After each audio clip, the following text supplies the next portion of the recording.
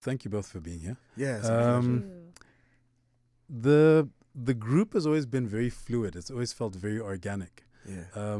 What's the transition? How has it evolved from when you first came out to where we are today? It's pretty much the same as always. And what I mean by that is from the beginning, we were a sound system. So it was basically a DJ, MC, and then dancers, graffiti artists, singers, rhymers. That whole 9 yards was just part of the whole energy of Arrested Development. And so over the years, we've exchanged various members. Okay. But most of the members have been down for over 15 years. You know what I mean? So I think Farida, who's right here with me now, 12 years. 12 years. So it's everybody's been down for quite a long time, but we sometimes interchange people here and there. And in terms of your day-to-day, because, we haven't seen you, we haven't heard from you in quite a bit of time. Yeah. What's been going on in that time?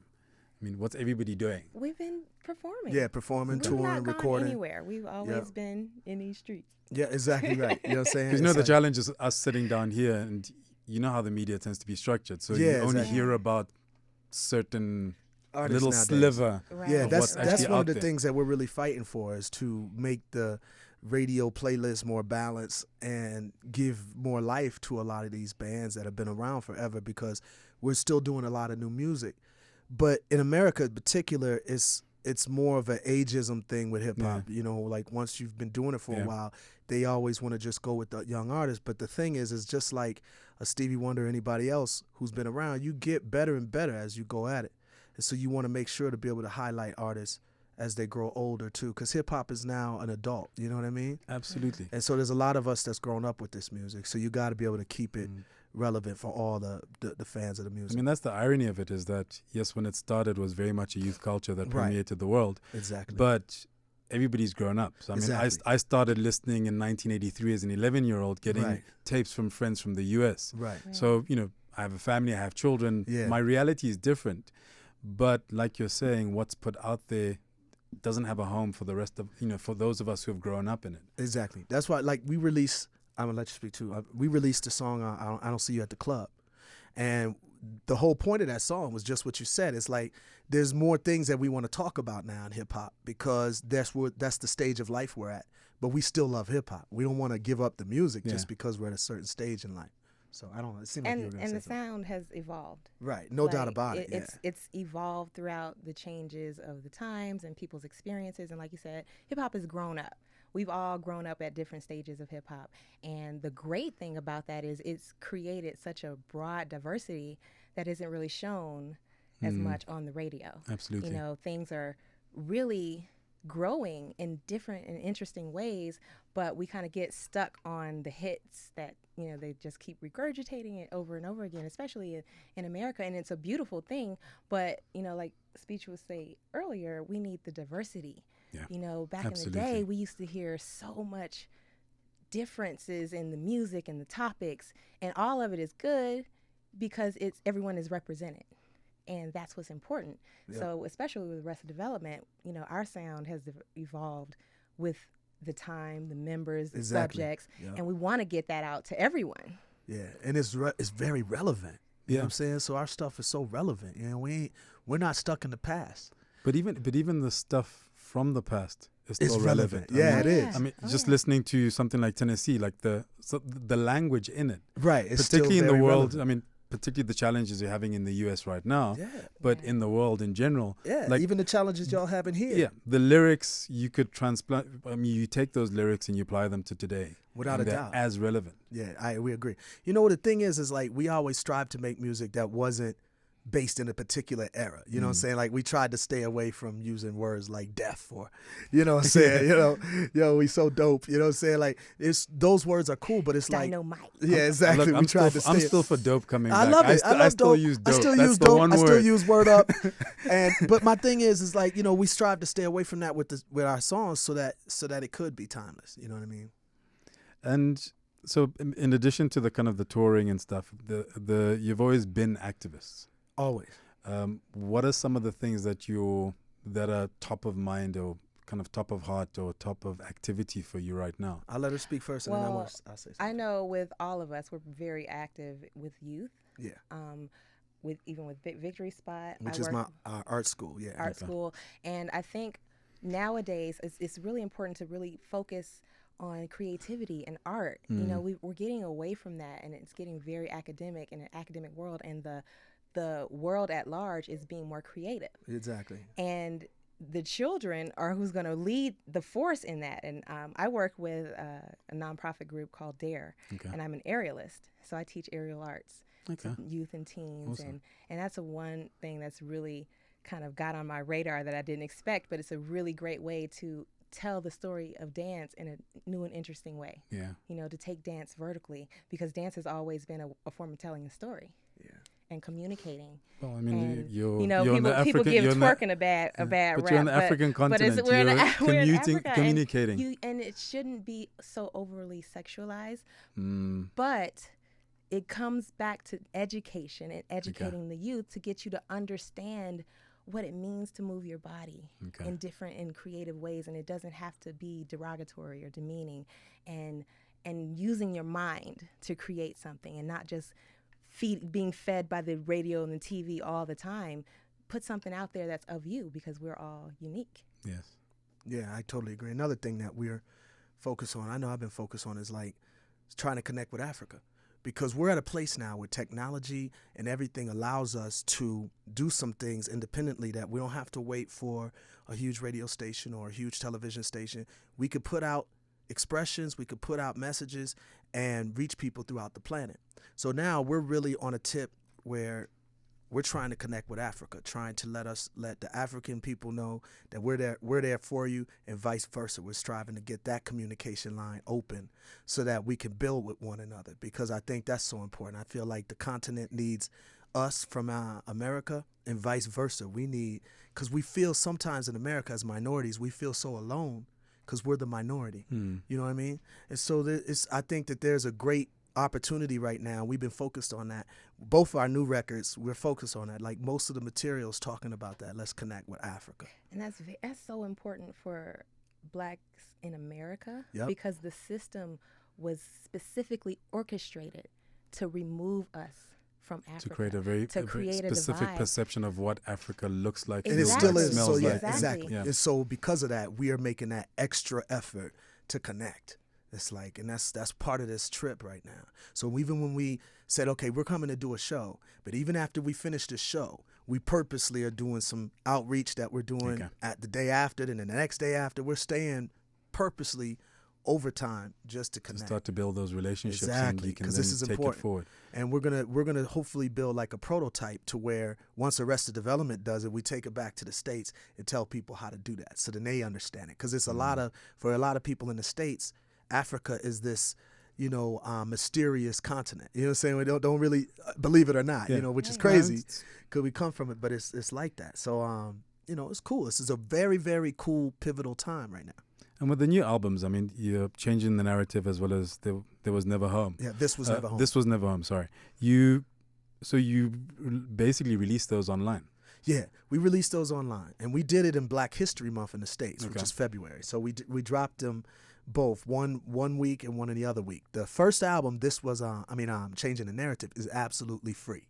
Okay. So all the listeners go online, adtheband.com, and go grab your free album right now. And then the second one, This Was Never Home, is $9.99, and both of them are incredibly, to me and all of us, I think the diverse music is great. It's great Good stuff. music. What was the process It's of really creating good that music? I mean, with this big family, this big sound system. Yeah. What's that process?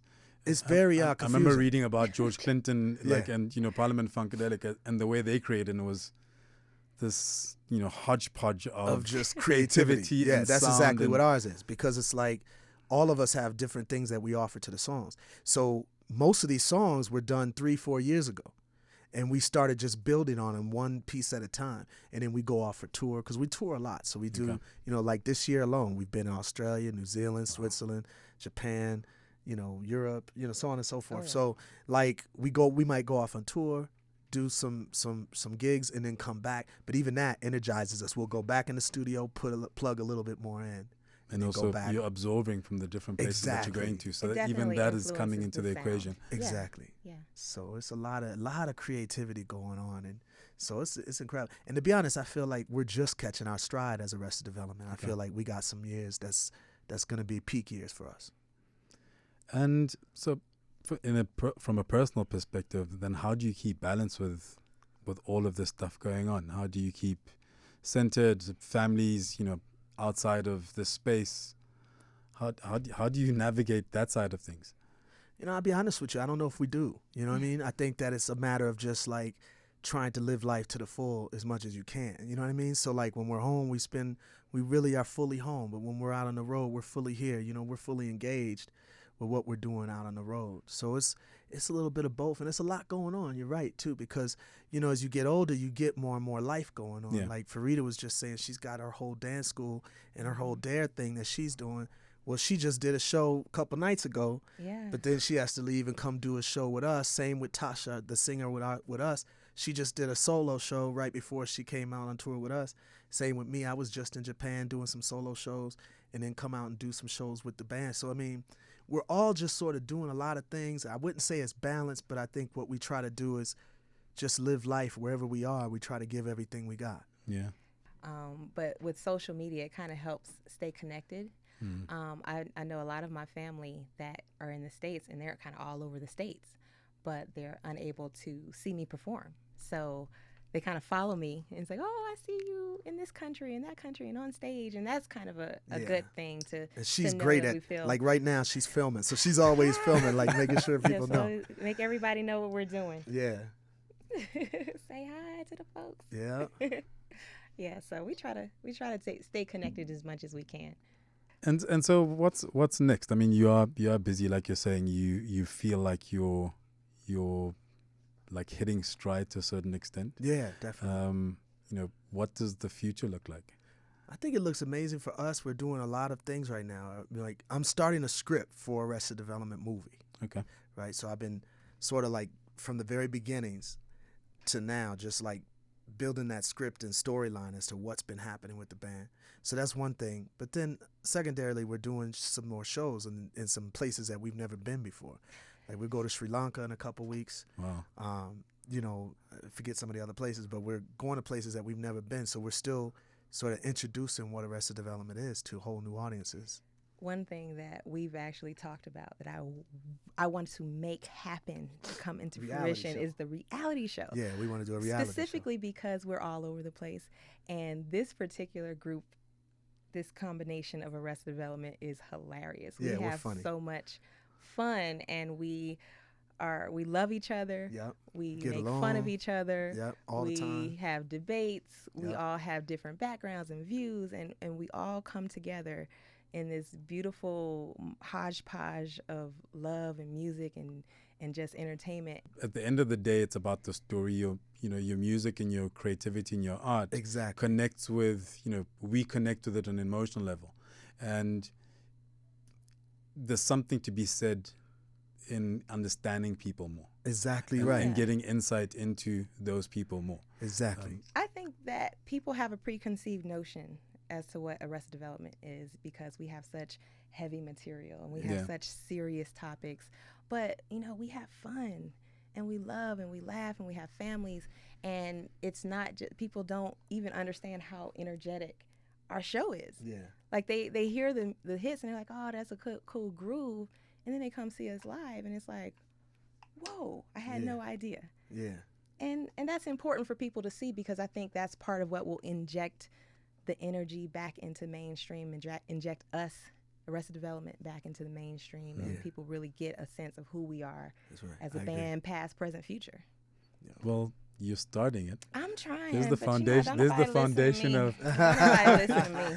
I got a big mouth, but don't nobody listen to me. And just to kind of close off, how what I'm going to ask this question very differently. What for you would be the measure of success of your two albums which came out this year? For us, it's already there. I mean, people have already been like going nuts over these albums. I mean, people love this record and both records. So for us, that's the level of success. I mean, obviously, you could keep going higher and higher. We want to be able to sell more of them. We want more people to know about them. But that's, you know, one of the reasons we do things like this, just to connect, let people know what we're up to. So, you know, I think, to me personally, I feel like these records are already a success. They're just people going nuts. Because I always lament the fact that nowadays it just seems like sales is the only measure of, you know, the fact that it's sold a certain amount means that it's a great album or good album, Right, as right. opposed to the actual substance or content of it. Yeah, no, I agree with you on that. But I feel like nowadays the music industry is so not sales driven. So even whoever the top artists are, you know, they're not selling nearly what we used to sell 7-8 years ago. So I feel like now the conversation has to become, how relevant was that record, you know, for people that vibed it, you know, and I feel like we're right in there.